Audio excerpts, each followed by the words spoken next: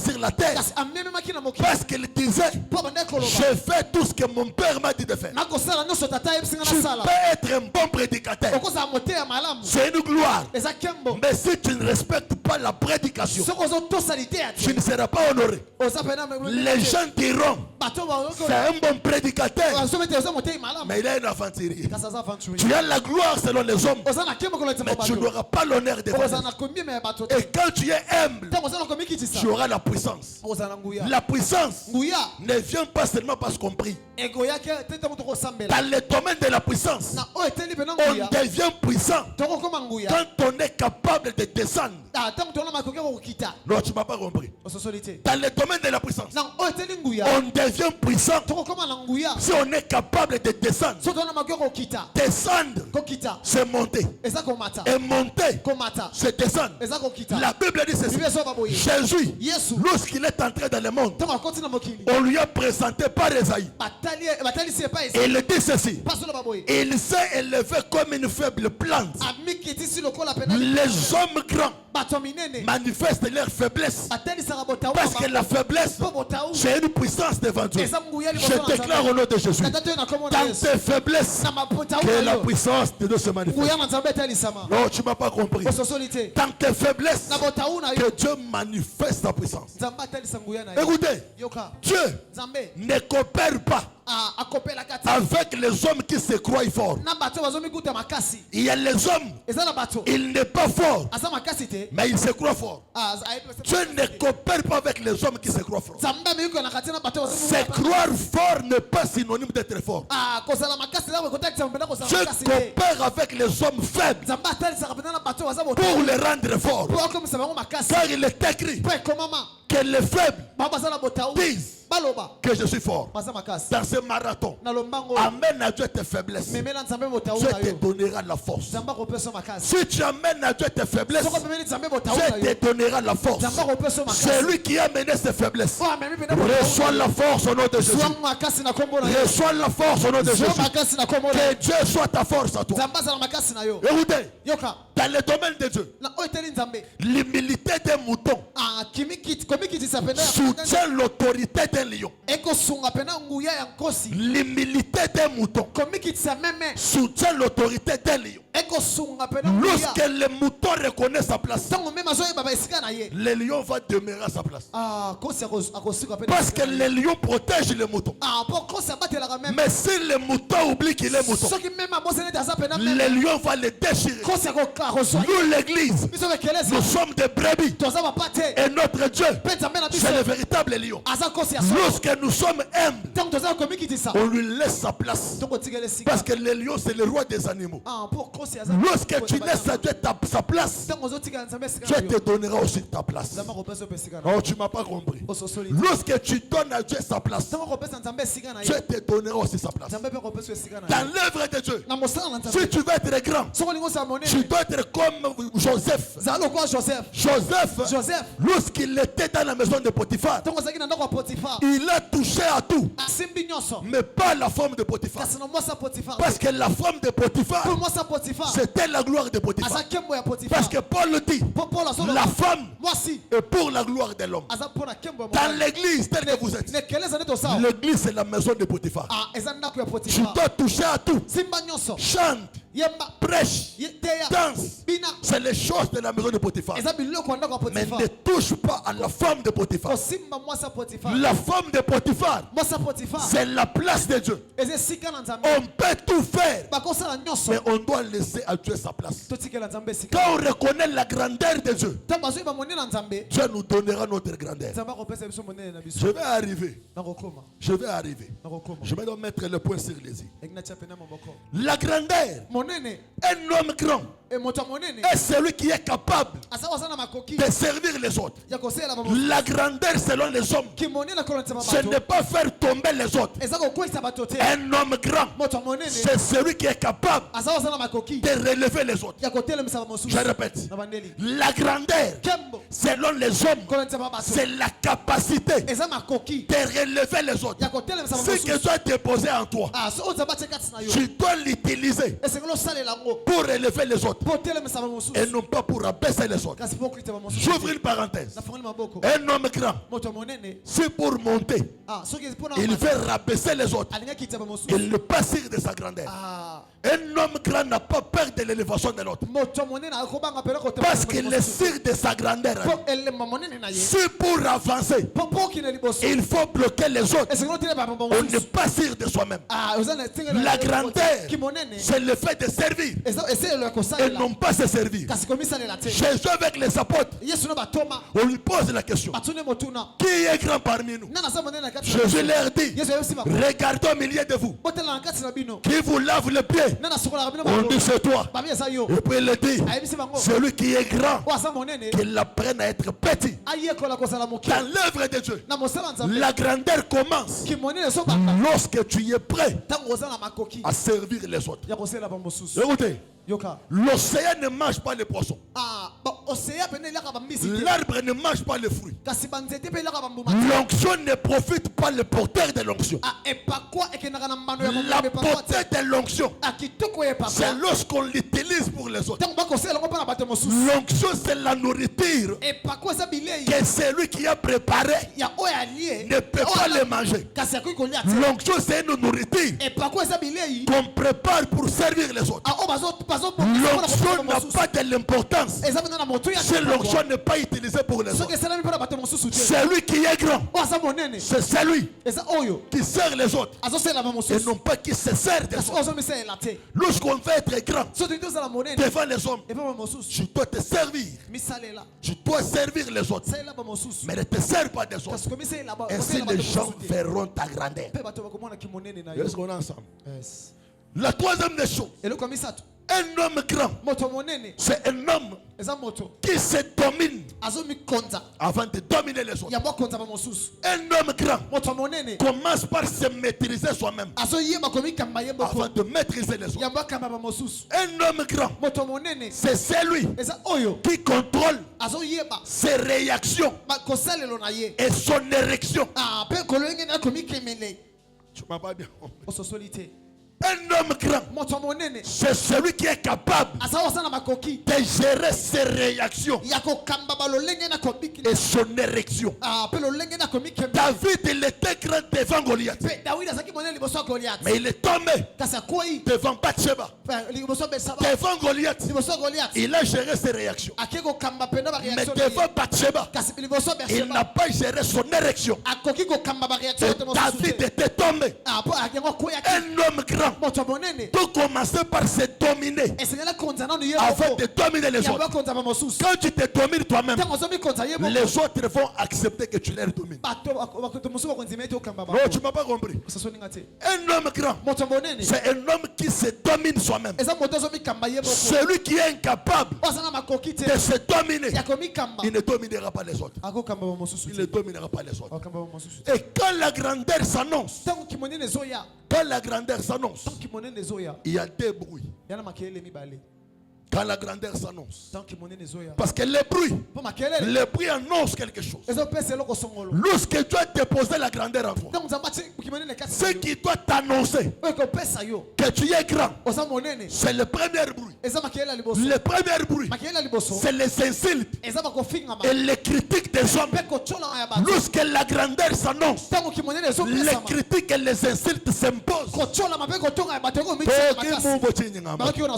Je répète, les bruits qui annoncent la grandeur, c'est les insultes des hommes.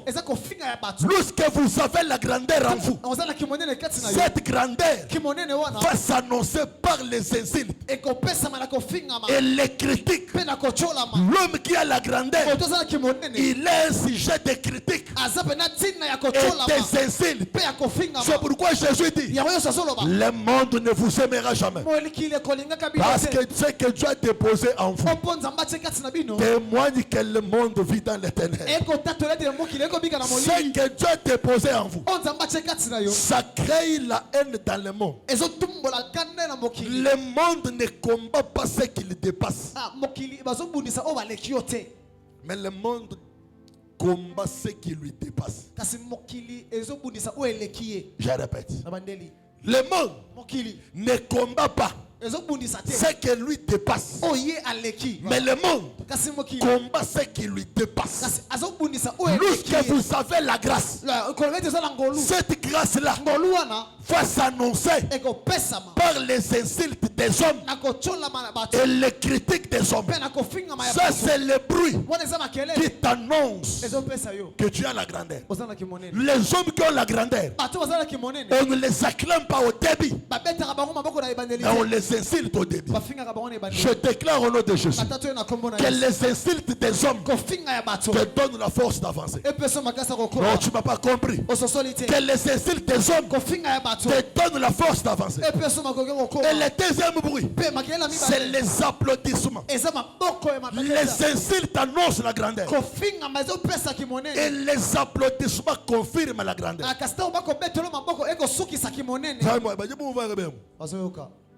Je peux appeler un témoin. La Bible dit ceci. Lorsque David se présente pour affronter Goliath, il était petit de taille, mais il avait la grandeur.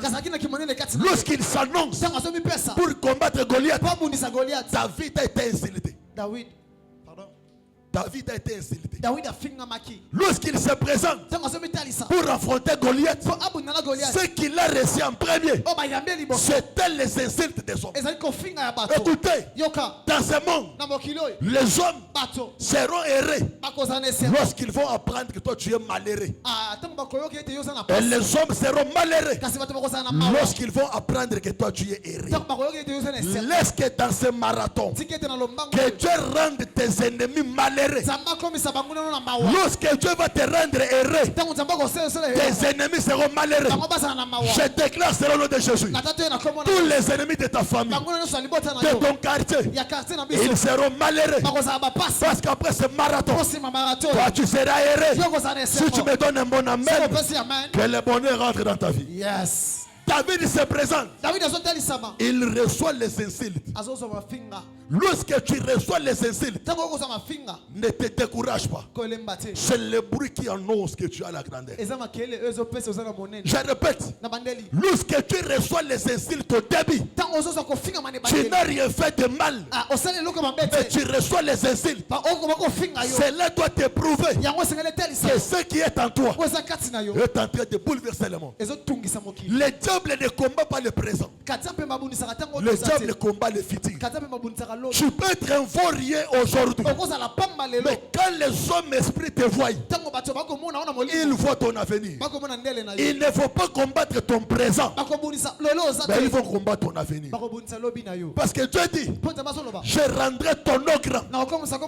La grandeur, tu l'as reçue avant la fondation du monde. Mais il y a des processus afin que tu vives la grandeur. Il n'a pas dit je rends ton nom grand, mais il dit je rendrai ton nom grand. De la promesse jusqu'à la grandeur, il y a les insultes des hommes. Tous les hommes grands de la Bible, ils ont été insultés par leurs femmes. Ils ont été insultés par leur entourage. Ils ont été insultés, découragés, voire même par leurs femmes. Cela ne doit pas te décourager. Ça doit t'annoncer que tu as la grandeur. Les hommes grands, ils ne sont pas aimés parmi les faibles. Les faibles ne supportent pas la grandeur. Si tout le monde te supporte, sache qu'en toi il n'y a pas la grandeur. Les hommes grands, ils ont toujours été découragés parce que le monde a perdu. Le monde, il a perdu. Il y a un bruit. Tous les grands de la Bible, avant leur ascension, il y a un bruit. Le bruit des insultes, c'est le bruit qui t'annonce que bientôt tu vivras la grandeur. Cette église, vous avez reçu beaucoup de critiques, beaucoup d'insultes. C'est le bruit qui annonce la grandeur. Écoutez, les insultes des hommes ne pas la parole de Dieu. Écoutez ça. Tout insulte ne pas insulte. Tout insulte ne pas insulte. Il y a des insultes qui sont des rappels. Quelqu'un peut te dire tu t'habilles mal. Il te rappelle que ton niveau, tu ne mérites pas de porter ça. Toute insulte n'est pas insulte. Il y a des insultes qui sont comme la motivation. Écoutez, les hommes forts, ils utilisent les insultes pour monter. Mais les hommes faibles, ils utilisent les insultes pour abandonner. Lorsqu'on a insulté David par son grand frère, la Bible dit David se détourna. Le bruit des insultes, tu peux l'écouter, mais ne cherche pas à voir celui qui t'insulte. Lorsqu'on lui a insulté, David se détourna. Il y a des choses que tu dois entendre, mais ne cherche pas la source, parce que tu peux te décourager. Écoutez, Ecclésiaste dit ceci: ne cherche pas à savoir tout ce que les gens disent de toi, de peur que tu entendes ton esclave en train de te maudire. Il y a les gens qui ne sont pas de ton niveau, mais qui doivent te maudire. Tu dois écouter, mais ne cherche pas à les voir, parce que tu peux l'haïr. Les insultes, c'est l'essence qui pousse quelqu'un à monter. Écoutez, il y a un adage que j'ai écrit dans mon livre. Je dis ceci: les hommes vont te lancer le pierre dans les chemins de ta grandeur, mais cela dépend de ce que tu fais de ces pierres-là. Un mur ou bien un pont. Lorsqu'on te lance les insultes, ce sont des pierres qu'on te lance. Si tu ramasses ces pierres-là, tu construis un mur. C'est le découragement.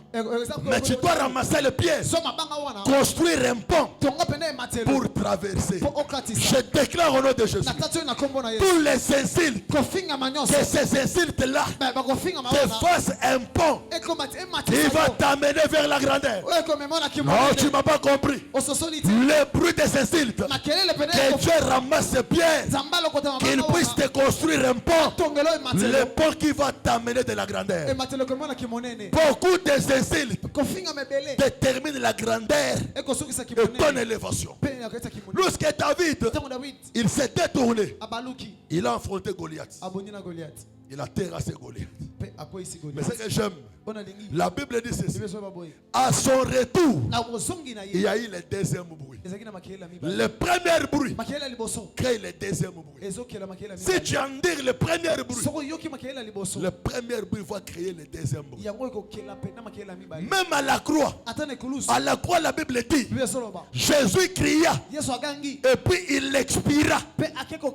À la croix, il y a eu le bruit. C'était le bruit de l'expiration.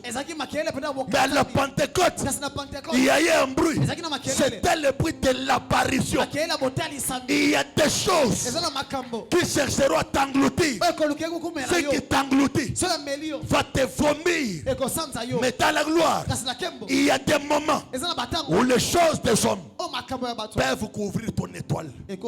Lorsqu'on couvre l'étoile, ou bien lorsqu'on couvre l'or, l'or est en train de devenir pire plus qu'auparavant. Et lorsque l'or traverse la fournaise, l'or va recevoir l'éclat plus qu'avant qu'il traverse la fournaise. Je peux dire quoi? L'or qui n'a jamais traversé la fournaise, cet or-là n'aura pas de l'éclat. C'est pourquoi Dieu dit, vous les riches de ce siècle, vous les riches de ce siècle, je ne prends pas plaisir avec vous, parce que vous êtes comme de l'or qui n'ont pas traversé la fournaise. Il dit, voici les riches auxquels moi Dieu je prends plaisir. Il est comme de l'or qui traverse la fournaise. Lorsque l'or traverse la fournaise, dans la fournaise il y a le feu. Et lorsque l'or sort de l'autre côté, l'or aura un éclat. Tu vois ces 14 jours, c'est la fournaise que tu t'es coffré. Tu es comme de l'or. On est en train de te transformer. Lorsque vous allez terminer ce marathon, tu vas sortir avec l'éclat qui va étonner le monde. Oh, tu ne m'as pas compris. Yes. Tu ne m'as pas bien compris. Lorsque tu vas sortir, tu vas sortir avec l'éclat qui va étonner le monde. À la croix, Jésus était bizarre. Les gens entendaient le bruit. C'était le bruit de douleur. Mais à la Pentecôte, c'était le bruit de la joie. Le bruit de douleur crée le bruit de la joie. C'est la croix qui a créé la Pentecôte. Sans la croix, il ne pouvait pas avoir la Pentecôte. La croix, c'est une fournaise. Et la Pentecôte, c'est l'éclat de l'or. C'est pourquoi les gens couraient de partout. Parce que l'or avait de l'éclat. Écoutez, il y a des choses que tu dois affronter avant de passer à autre chose. Je répète, il y a des choses que tu dois affronter avant de passer à autre chose. David, il a affronté Goliath. Il s'est détourné des exiles. Mais à son retour, la Bible dit ceci: les femmes ont commencé à chanter. David n'a pas demandé une chanson. Non, les gens ne me comprennent pas. David n'a pas demandé une chanson. David n'a pas demandé une chanson. Le respect ne se demande pas. Le respect n'est pas un fruit d'hasard. Le respect n'est pas une compassion. Mais le respect, c'est une imposition. Dans ce marathon, que Dieu t'impose le respect. Je déclare au nom de Jésus, Dieu va imposer à tes ennemis le respect. Les gens vont te respecter sans que tu ne les forces. Écoutez, la meilleure façon de punir les ennemis, c'est de réussir. Je répète, la meilleure façon de punir tes ennemis, c'est de faire les choses qu'eux ont douté, que toi tu ne peux pas faire. Je répète, la meilleure façon de punir tes ennemis, bien-aimé Boaz, ce n'est pas de blairer, mais c'est de t'entraîner pour faire ce qu'eux ont toujours douté que toi tu ne peux pas faire. Je déclare au nom de Jésus que Dieu t'aide à faire les choses que les hommes n'ont jamais acceptées. Oh, tu n'as pas compris. Dans ce marathon, que Dieu te donne le pouvoir de faire les choses que le monde n'a jamais acceptées, que toi tu peux faire. Lorsque David se retourna, les femmes ont commencé à chanter. Là, c'est le deuxième bruit. C'est le deuxième bruit qui confirme la grandeur. La grandeur commence par le bruit des insultes. Mais il y aura le bruit des acclamations. Les acclamations n'est pas l'imposition. Les acclamations viennent de la conviction. La conviction vient de ce que les hommes ont vu et de ce qu'ils ont entendu. Ce que les hommes entendront de toi, ce qu'ils verront, ça les poussera à t'acclamer. Nous allons finir ce marathon avec le bruit des acclamations. Et on ne va pas demander des acclamations. Les gens vont t'acclamer eux-mêmes. Les femmes ont pris le tambourin. La Bible dit ceci: les femmes chantaient, qui les avaient appris à chanter cette chanson. Écoutez, quand tu souffres, il y a des moments où Dieu peut permettre que ta souffrance soit vue par tout le monde. Il y a des temps où tu peux cacher ta souffrance. Dieu, il fournit l'effort afin que la souffrance soit vue. Vous savez pourquoi? Jésus, il était blessé à la croix. Il était blessé à la croix.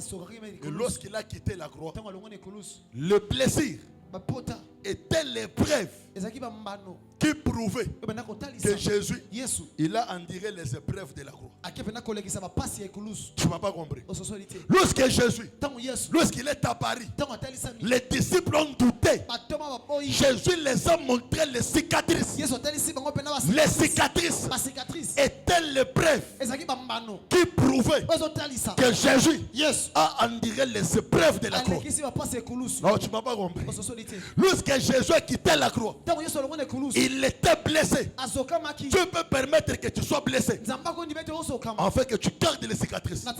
Les cicatrices seront comme des preuves qui vont prouver aux autres que toi, tu as enduré les épreuves de la croix. Après chaque souffrance, tu dois avoir des preuves qui prouvent que tu avais enduré l'épreuve de la croix. Écoutez, tu peux permettre que les gens voient ton humiliation.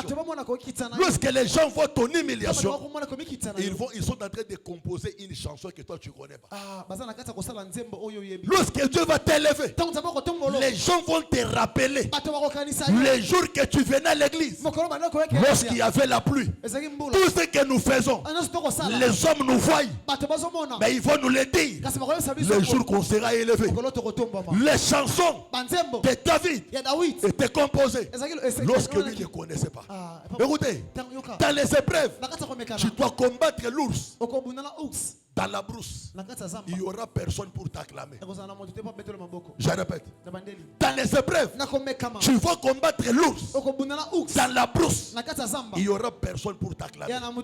Lorsque Dieu te fait passer les épreuves, tu peux faire les exploits. Mais les exploits qui sont ignorés.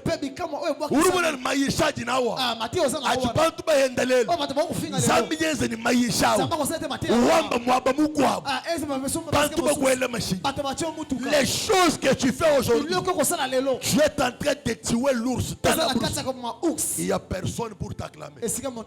Mais ne te décourage pas. Lorsque tu maîtrises de tuer l'ours dans la brousse, tu tueras Goliath en public facilement. Tu tueras Goliath en public facilement. Écoutez, la Bible dit ceci. La terre a ses profondeurs, le ciel a ses hauteurs. On ne peut pas monter dans les hauteurs sans pour autant descendre dans la profondeur. Jésus va t'aller sur le trône. Jésus était descendu dans la profondeur de la terre. Lorsqu'on veut construire une maison, on va creuser la fosse de la fondation par rapport à l'auteur de la mire. Je répète, lorsqu'on veut construire une maison, on va creuser la fosse par rapport à l'auteur de mire. Ton humiliation détermine ton élévation. La manière dont tu as été humilié, ça détermine la manière dont tu seras élevé. Lorsque David s'est retourné, il s'est habitué à la honte. David ne savait pas que les femmes pouvaient chanter pour elle, parce que les femmes chantaient que pour Saïl. Ce que les gens font pour les autres, ne te cafouille pas. Travaille en secret. Un jour on va te surprendre. Ce qu'on fait pour les autres, on le fera aussi pour toi. Moi je me rappelle, dans les années passées, je ne pouvais pas prêcher. Moi si on m'invite, on m'invitait que dans des églises où peut-être moi j'ai corrompu pour aller prêcher. Moi j'étais content quand je prêchais. Mais il y a eu aussi un moment où c'est que je prêchais en corrompant. Les gens commencent à me corrompre afin que je puisse les enseigner. C'est pour te dire, ce que tu fais aujourd'hui, ne l'abandonne pas. Le bruit des acclamations va te surprendre. Les femmes ont chanté. Ils ont dit, Saïl a tué 1000. Mais David, il a tué 10 000.